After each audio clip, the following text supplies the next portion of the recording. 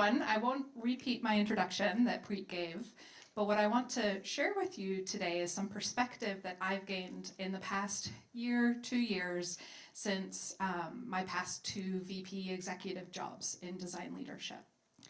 So after nearly 20 years in working in advertising and companies like Fallon, Target, Shutterfly, I've launched into what I call a portfolio career. And that's with coaching, training design leaders online, and also some random entrepreneurship that I'm honestly still figuring out. Today I want to talk with you about what I see as the future of design leadership and share that perspective that I've gained with a little bit of distance.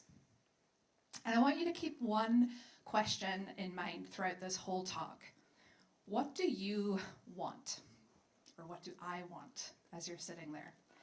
And give yourself the permission to go one level deeper with that and ask yourself really, what is it that you want? Are you paying attention to and giving your energy to the right things? Is how you're spending your day aligned with your values and your desires? And is what we're doing as an industry in the direction that we're going in aligned with what we're capable of? Are we paying attention to what's going on around us? As humans, we're all wired for short-term gratification. When we're given the choice of cake now or broccoli later, this part of your brain chooses you to push or choose the cake. And I am here to break it to you that we are not the cake in this choice. We are the broccoli. The reality is that design's value is often realized in the longer term. We've all seen those studies that when design is fully invested in and supported, it reaps its true value and ROI over about 2 years. The reward comes later. We are not the cake. Our logical brain knows that if we choose the broccoli, it's better for our long-term health. You could replace this with the multivitamin or going for a walk or exercising daily, but your emotional side wants the cake. Even if it's gluten-free cake, I'm gluten-free. And knowing that the vast majority of decisions, even at the highest levels in organizations and businesses, are ultimately emotional, it's time for us to maybe realize that explaining why we are valuable and worth investing in is maybe a moot point when decisions are actually made emotionally and executives probably also want cake. We're that multivitamin and the daily exercise habits that are actually really hard to form and maintain. And this is a core part of human psychology that we're bumping up against. This is why yesterday we heard lots of words like fighting the good fight, choosing to lose the battle so we can win the war. We as an industry feel like we are constantly under pressure. And this is affecting us professionally. We're constantly pressured to demonstrate immediate ROI, even though we know that the ROI comes later. Facing what myself and others in the past couple of years have really identified as unintentional, but very systemic gaslighting. And Sarah Watcher-Betcher has written an amazing article that goes into a lot of depth on this. But when you are being gaslit, you start to feel stuck, maybe a little cuckoo, like your reality isn't real, and you're constantly being told to do more with less, prove your value, stop complaining, stop taking things personally. Hands up if you've heard some of these things in the past couple of years. At least half the room, I can't quite see, but at least half the room. And the more that you prove your value, the more that you talk about why you are important and you should be at the table, the behavior doesn't change because we're not the cake. We're seen as that vitamin, nice to have, but not essential today. And since we offer this longer term value in a world in capitalism, obsessed with quarterly returns, we've experienced as an industry the layoffs and the disheartening approaches that we've seen in the past couple of years. There's a focus on more easily quantifiable metrics, but really overlooking design's vital role in longer term success. It's led to an understandable amount of anxiety across our industry, and the pressure has really driven us inward and perhaps to our detriment. We've become very focused on craft, design systems, the things that are within our control. And while I agree with that, and I think working within your own nexus of control is a really healthy thing to do, I want to challenge you all to think a little bigger. We've been maturing what design looks like and functions like in organizations, and we're a relatively new discipline compared to many of our partners. How we ship software, how we research truths, how we get that seat at the table and build our influence, these are all important parts of our maturing. But again, in the words of my dear friend, Tom Hardy, I invite you to dream a little bigger, darlings, because I believe we have bigger problems to solve. And I believe that all of the people in this room have the talents, skill sets, and abilities to solve even bigger problems. In my reflection, after not being in a design executive role for a couple of years, and also having the privilege to coach a ton of leaders across a ton of different companies globally, not just in the US, I really think I've seen some patterns of bigger problems. I think we are being called to redesign work itself.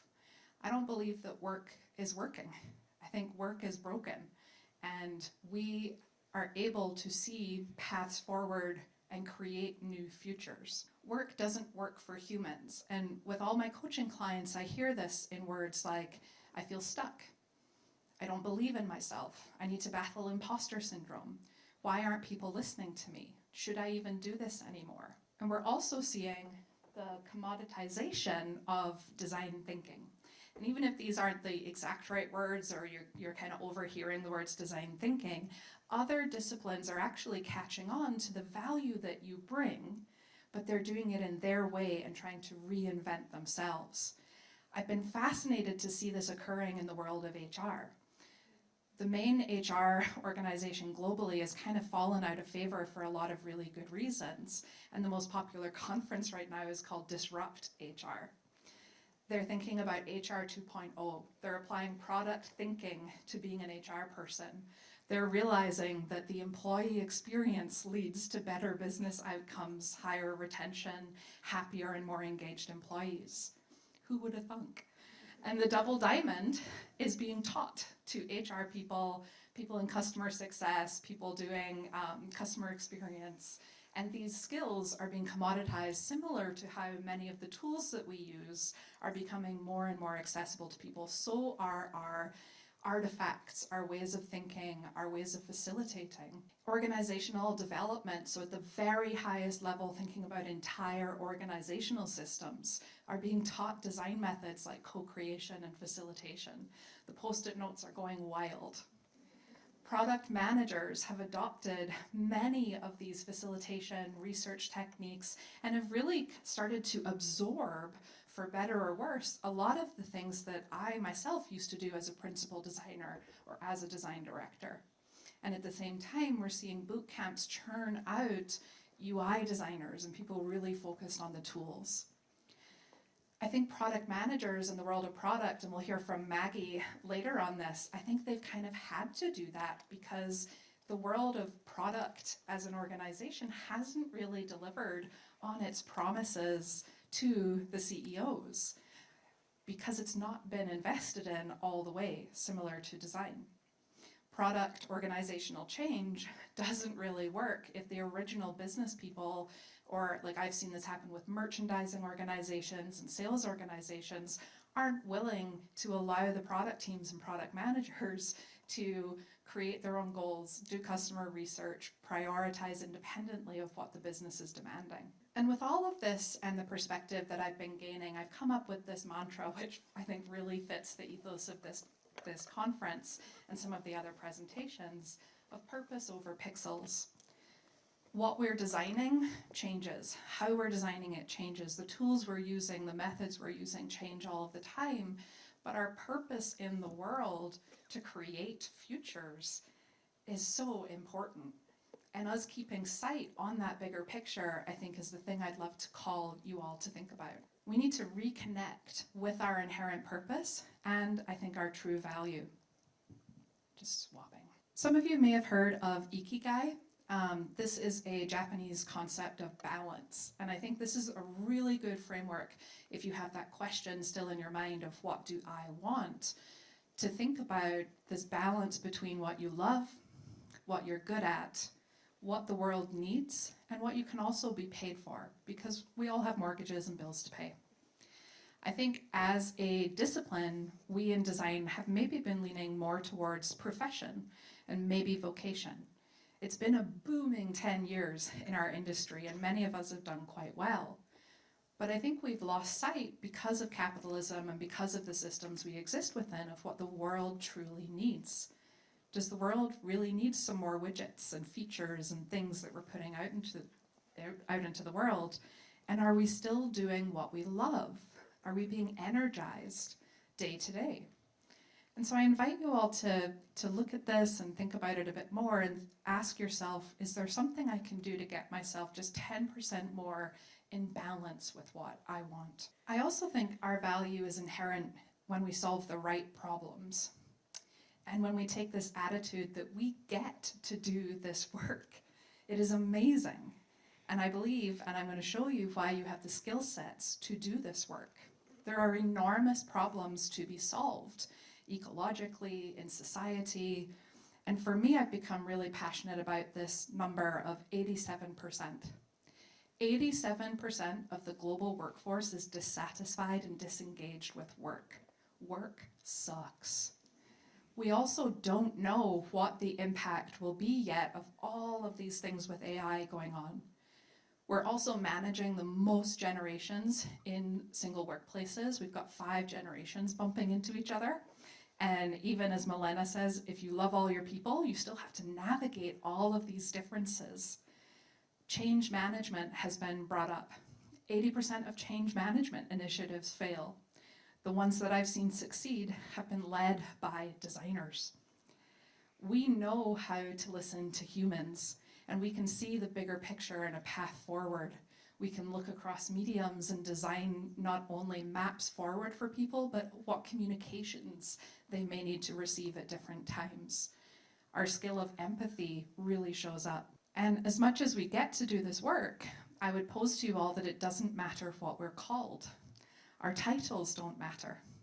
And I think the amount of attention we've been spending on titles is kind of humorous, because ultimately, when we think of the skill sets and the talents and the questions that we bring into organizations, I want you to think a little bigger than what the titles are.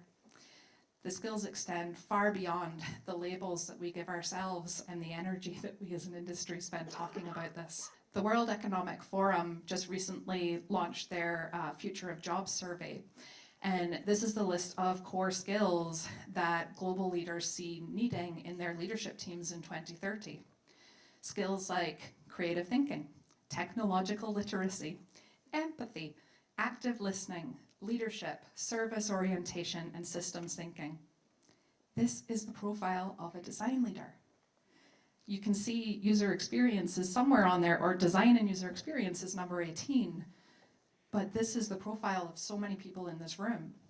Our skills transcend our current roles, our current titles, our current organizations. And if we can think beyond that, it starts to open up a whole new playground in our careers. With the perspective I've been gaining, I've also been teaching a lot around how modern careers look different. We used to think of careers as a ladder. My father spent 30 years at the same organization, climbing that ladder and being rewarded for his tenure. Companies used to reward that tenure and that dedication with things like pensions, which maybe you get those here in Canada, but in the States they're very, very uncommon. And tenure used to be rewarded over almost anything. Now I invite you all to think of your career as a playground and something that you get to actually enjoy and have fun doing. Maybe you start out going up the ladders or the monkey bars, and then you try the slides. Or maybe you're at an adaptive playground, or a playground like I've taken my son to recently, which actually times you so you can race. Or they have Ninja Warrior playgrounds now, like all kinds of things. And there's stats there, the average tenure for a millennial or a Gen Z is actually less than 3 years in one place. I think Gen Z is getting closer to 2 years. And so tenure is just not rewarded, it's not a thing. The low retirement benefits and this drive for results is leading to amazing levels of burnout. And so if you think about your career as a playground and something you actually get to enjoy, what might the move be next? Where do you want to go? And when I think about where you want to go, this can be a really big and heavy question. I actually don't believe in 5-year plans. They've just never worked for me. I don't have those answers, even though I climbed the traditional corporate ladder. And with each of my coaching clients, I start by unpacking your story and where you are and what your values are, what your needs are, and what your beliefs are. And we start there so that we can build a compass. And we start with this compass for decision making so that when you know the direction you're going in, I think it's enough. Especially when we think about how much the world of work has changed in the past few years and how much it will continue to change. We don't know what the titles will be in 3 years. We don't know what the roles will be, but we do know that this room has the skill sets to succeed. And so when you know the direction, that's enough to make the next best choice. And that may be what you want to learn next, what experience you want to fill out, who you want to know in your network moving forward. The direction is enough to make the next best choice. And you get that direction by really listening to this question. And like Ryan was saying, like listening to those emotions and the things that bubble up. What do you want, really? How might you, as leaders in organizations, start redesigning work to work for humans? How do we manage our energy? And how do we train that next generation of designers so that they are set up for success in the complex world? Ultimately, what do you want? What is your ikigai? And how can you be intentional about that in the next coming months? It's about knowing yourself and creating that compass, not a 5-year plan, and the direction, I believe, is enough. We get to do this work, and each of you in this room, I fully believe, can dream a little bigger, darlings, and go have amazing impact. Thank you.